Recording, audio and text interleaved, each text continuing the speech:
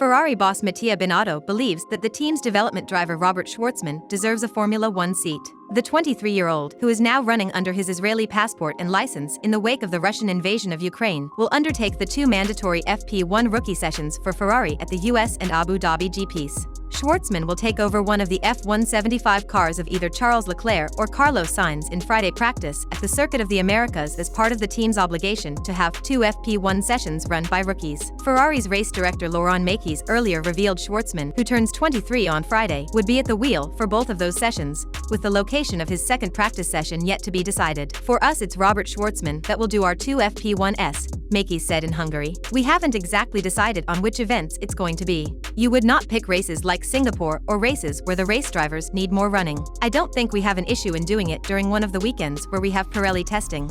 Schwartzman was runner-up to Prema teammate Piastri in last year's FIA Formula 2 Championship and took the FIA F3 crown in 2019. Schwartzman didn't return to F2 this year, but instead took up the role as one of Ferrari's test drivers, helping out the race team in the simulator. He also has real-life experience of F1 machinery, sampling both the Ferrari SF21 and Haas VF21 at last December's Abu Dhabi Young Driver Test. By switching from a Russian to an Israeli racing license, Tel Aviv-born Schwartzman is allowed to take part in F1 Grand Prix weekends. Schwartzman won the 2019 FIA F3 title before spending 2 seasons in F2, finishing 4th in 2020 and runner-up to Oscar Piastri last year. He had his first public F1 outing when he drove for Ferrari at the 2020 Rookie Abu Dhabi Rookie Test in December, before appearing for both the Works team and Haas at the same event last year. This year, he gained further experience when he drove the 2018 SF17H at Fiorano in January and the 2021 SF21 at Mugello in July. He hasn't raced this season but has been busy on Ferrari's new simulator, and his FP1 outings are in part intended to contribute to the correlation process. With Charles Leclerc and Carlos Sainz both signed up to long-term contracts, there is no obvious opportunity for Schwartzman at Ferrari. However, Binotto insists that he is worthy of a race drive, and intriguingly suggested that he has shown in the testing that he had done thus far. "Robert is a fantastic driver," he said when asked for his opinion of the 23-year-old by motorsport.com. "I think he's very fast, especially in an F1. Whenever he drove an F1, he has been very fast with the F1 itself. There are drivers that maybe are great in F3, F2, and then are not good enough in the F1. I think Robert is one of the opposites. He has been great certainly in F3, F2, but he's very, very strong in F1. And so it's a shame for him not having any seat at the moment." Binotto paid tribute to the contribution that Schwartzman has made at Maranello. "This season he has worked a lot at the simulator. He has worked a lot helping our team in developing the current car. I think as a driver he has improved. He has developed his own skills, and today he's a lot more mature, even to a year ago. And so I think he's a driver that would deserve a seat. We know it's very difficult right now in this situation, but hopefully in the future that may happen." Nikita Mazepin also commented this situation.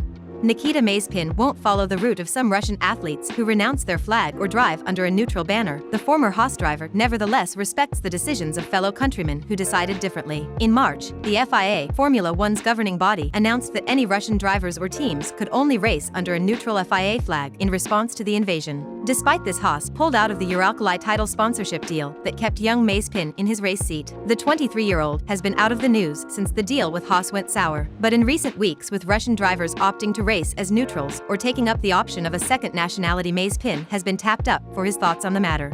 Much like Schwartzman has found a loophole, fellow Russian race driver Konstantin Ziltsov will enter January's Dakar, also under the Israeli flag. Reacting to the news of drivers opting to ditch the Russian flag so as to be able to participate in FIA-sanctioned races, Mazepin told RIA Novosti, "People cannot be condemned. We are athletes and everyone has their own choices, which must be respected. Ziltsov is not the only one. Schwartzman did the same. There is a question of personal considerations, country or not. Everyone chooses for himself, but I won't do that," insisted Mazepin, ruling out the option of doing same as his countrymen. The Russian, who made 21 starts as a Haas driver last year, teammate to fellow rookie Mick Schumacher, also laments the demise of the Russian Grand Prix, which was promptly axed from the calendar when war broke out. Mazepin said of his home race being cancelled, "I reacted to this with great sadness. I remember those fantastic feelings when I performed on that stage in Russia. This is one of the best Grand Prix. It is a pity that drivers and spectators will not be able to experience it again in the near future. But the situation can change very quickly, both in a negative direction or in a positive one. I hope for the best," said Mazepin, who has not raced since last year but has started a fund to assist Russian athletes affected by the war. Mazepin's place at Haas was taken up by F1 veteran and the team's former driver Kevin Magnussen, who partnered Schumacher this season in the American team. What are your thoughts about Robert Shwartzman joining F1? Let us know in a comment section below. Don't forget to like and subscribe. Thank you, and see you in the next video.